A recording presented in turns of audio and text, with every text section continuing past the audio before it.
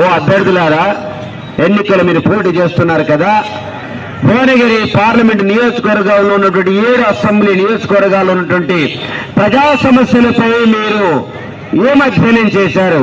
ఆ ప్రజా సమస్యలు ఏమిటో మీకు తెలుసా అని అడుగుతా ఉన్నాను నేను.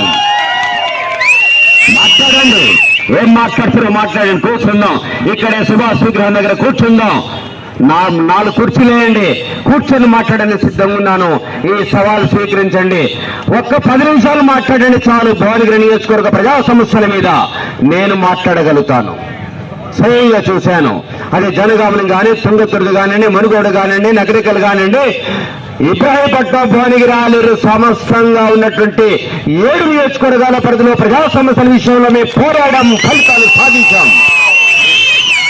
ఇక రెండో ప్రశ్న ఏదలిచారు సోదరులారా.